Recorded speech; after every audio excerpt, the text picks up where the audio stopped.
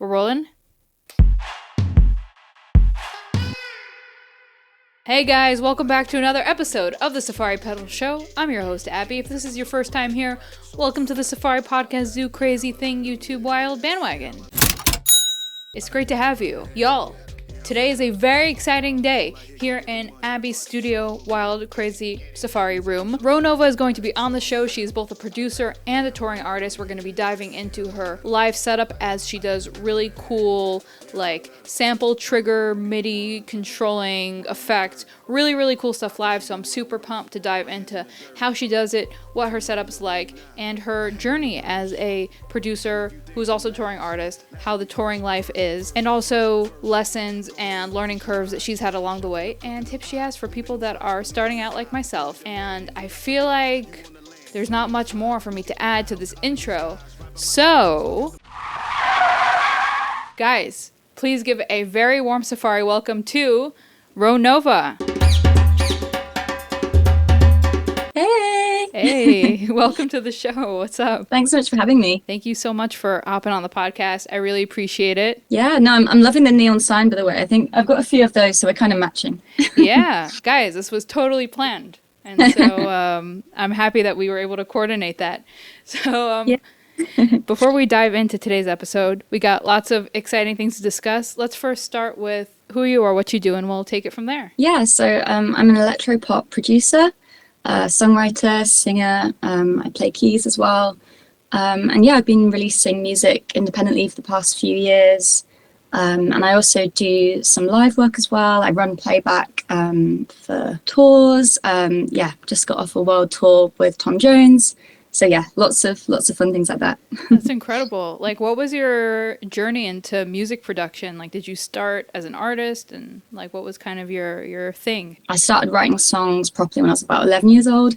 And my dad taught me how to accompany myself on piano. And then I went to uni and studied music. And I just remember feeling kind of frustrated that I couldn't show my songs. So I worked with producers as well. But I just kind of ended up teaching myself.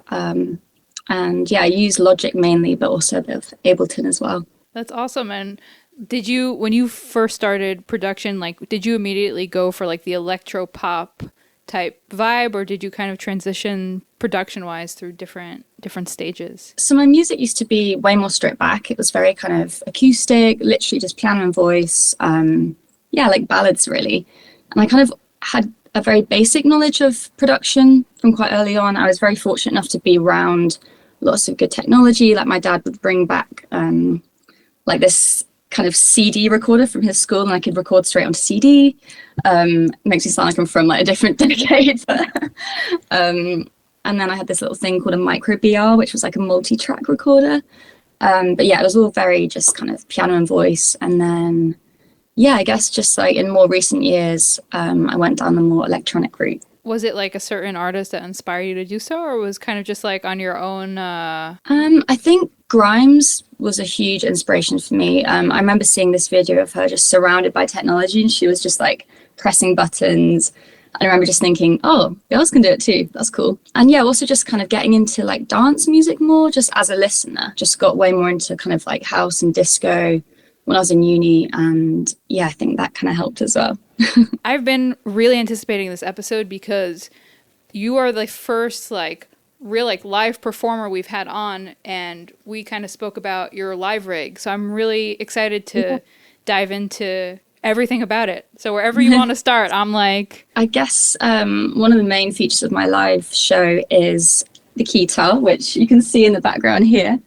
I first started playing guitar when I was put on a tour with a German act called Schiller, which is an electronic act. We did a tour, done 2 tours around Germany and Europe. And yeah, I got to play the guitar, which is an instrument I never really had chosen myself. That came with challenges as well, because, you know, for one, you can't see your hands, but I found that actually there's little tricks. Like I put a little sticker on the C note, so whenever I need to find it, I just go like that, and then you can just jam away without having to look. And yeah, I just started incorporating it into my own set. So that's actually a wireless guitar, which also helps because I hate tripping over cables when I'm on stage. So yeah, that's kind of one of the main elements. And then yeah, I run my tracks with Ableton. Got Ableton Push for launching scenes, and I also trigger some samples on there as well. How is it performing, like, with all of, like, like, how is that? Like, with Yeah, triggering the samples and everything? it's great. It's a lot to think about. Like, I just did this gig. It was actually my first festival that I've been booked for to play solo, and I did the Great Escape Festival. And that was, I'd say, yeah, like the biggest setup I had technically. I started doing kind of more live vocal processing as well. I'll see if I have it here. Yeah, I just had this little, just this little MIDI controller, and I MIDI mapped like different pads to different vocal effects. So during the show, I could just put on like a telephone vocal effect, for example.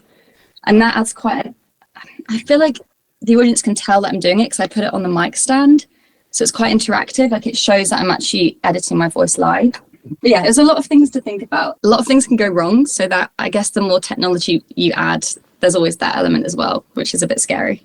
Yeah, I'm sure, but that's so cool. Like, in terms of the vocal processing, like, did you build the chain yourself in terms of how you like your vocals to sit? Yeah. So I did it all myself, which I've heard that like live sound engineers, sometimes they struggle with that because obviously they don't have any control.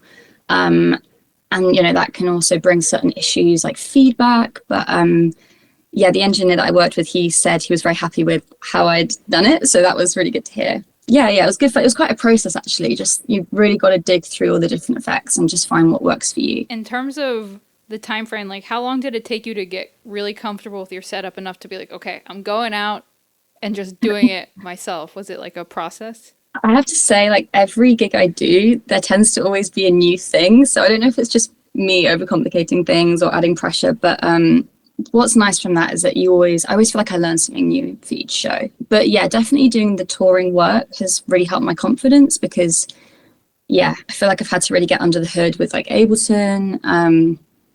So yeah, I think just being really super comfortable with your DAW helps as well. On that note, like, this show is centered a lot around like starting out and learning curves, and since you're doing the tour thing, producing, being an artist, that's so many cool things. Like, what have been some of the maybe biggest learning curves or lessons that have stuck out to you thus far? Oh wow, that's a really good question. I mean, I guess just the people that I've been around. Like, I was very fortunate enough to get picked for a mentorship with Fred again and Camille. They're two incredible songwriters and artists in their own right as well. And I definitely learned some good lessons from them. Yeah, like Fred was one of the quickest people I've ever seen, like with key commands, like he's just so fast. And yeah, they were a huge inspiration. I've also been trained and mentored by Gary Wallace. He's an incredible musical director. So yeah, I'd say the people that I've been around, they've been my biggest influences. Do you have any kind of main takeaways that they've like taught you kind of about holding your own? Something that Gary always taught me was just to run into the flames, because one of the first tours I did, I was quite in at the deep end, and I had to learn fast, which I'm so grateful for now because I think that's the best way. But yeah, it's like just having so much confidence in yourself, like don't even doubt yourself for a second and just run into the flames. So yeah, if I'm ever feeling at all nervous, I just think of that and it always helps. I also wanted to ask you, also on the note of the show really being centered around starting out and being new, do you have any tips for any artists, producers, anyone that kind of wants to perhaps do what you're doing? I'd say collaboration is important. That's something that I actually should do more of, I think. I'm always such a control freak that I end up kind of doing everything myself. But I think in more recent years, I've been more open to working with other people.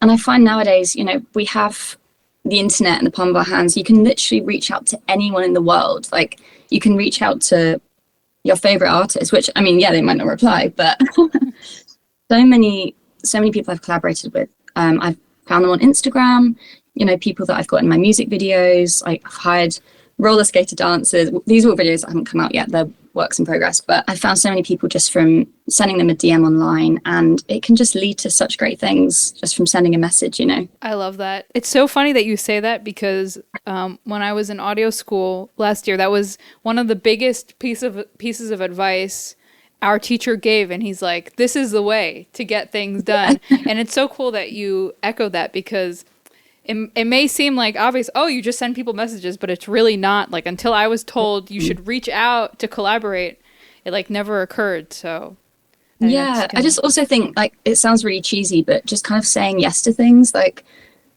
often I feel like there's this kind of chain that like one thing will lead to the next, and often that's just a person, you know, you might just say yes to, even to a favor, you know, helping a friend that does music as well, or yeah, collaborating, and then that will often lead to the next person, I find. So it's kind of like this journey that you go down via other people's journeys. Yeah, and I love like that the approach, like the way that you put it is that there's like persistency and like steps that you can take, and that you're not waiting for the opportunity to find you. Yeah, for sure. I think one of the challenges nowadays being an artist is that, you know, so many people are trying to do it. It's so easy to do it because all you need is a laptop. But then on the flip side, you know, if we didn't have social media and all that, it's kind of like, sometimes I think, you know, who would we be? Because that is such a, you can really represent yourself online, and it's just such an incredible tool when it's used well. Absolutely. Even though sometimes it's good to switch off as well. Yes, absolutely. So I'm starting this new thing on the show where I want to ask every guest on the show to give me their favorite plugin and their favorite piece of analog gear, if you have a favorite. So I might need to think about the analog. Because I use so much virtual stuff. Or maybe like a synth or something. Ooh. Yeah, maybe like a nice like Roland Juno synth or something like that. Heck yeah. Yeah, so I think analog, it would definitely have to be a synth. It's really hard to choose, but I think, yeah, Roland Juno. Incredible. Or the Jupiter. The Jupiter's nice as well. We'll let you have two. Thank you. You can have two favorite pieces of analog. And favorite plugin. It doesn't have to be Safari pedals. Just to shout out Safari pedals as well. I do love the rabbit tape. Oh, this wasn't planned, guys. It wasn't planned. Thank you so much. No need. Yeah, and yeah, I love all the Wave stuff as well. CLA 76 and all that. It's all great. To sum up the whole episode and topic of artistry producing awesomeness, I always love to ask our amazing guests to either drop a piece of advice or something you want to say to the amazing viewers. It doesn't have to be on topic. Feel free to freestyle however you like. Ooh, okay. I think my piece of advice would be make sure you dance. Like, I'm talking have a proper dance at least once a week, if not more. Like, really let your hair down, let loose, listen to music, and just dance, and you'll feel so much better. I love that. If you're not ready. I mean, I hope people are doing that, but if they're not, then you should. I'm not, and I feel like I should now. So I'm going to just let my hair down and throw a dance party after this episode. Once the camera's off, the disco. Absolutely. Yeah. Heck yeah. That's such a good piece of advice, and it's so important. Like, you have to put the fun back in it for sure. Yeah, I think just like switching off, because the world's pretty crazy right now. I think just at least once a week, switching off and just letting loose, and then you come back with a fresh head. Well, you might have a sore head in some ways, but it'll be fresh in other ways. Fresh enough. Yeah. Doesn't have to, just fresh enough. Guys, enjoy your dance party. I'm going to enjoy my dance party, and we can chat about it in the comments if you guys would like. Let me know what songs you're dancing to below. Yeah. We actually can chat about that. Do you have a go-to dance song for your once a week let loose party? Oh, I love Last Night a DJ Saved My Life, which is good. Or Life is a Dance Floor, that's good as well. Turn up. Heck yeah. Or very disco. Yeah, I DJ very occasionally. I want to get into it more, but they're always on my little DJ playlist. Oh, sweet. Thank you so much for hopping on the podcast and sharing your wisdom. Thanks. It's been so much fun. Thanks for having me. I really learned a lot, and it's really exciting to learn new things and fresh perspectives and live rigs. Maybe I'll walk around with a MIDI controller so I can just telephone vocal my voice all the time. Just telephone at all times, yeah. All the time. I feel so people love it. I'm sure. But thank you so much again. Early bird, go get the worm. Worm in the dirt. I can show you what I'm worth. My hands in the dirt. From where they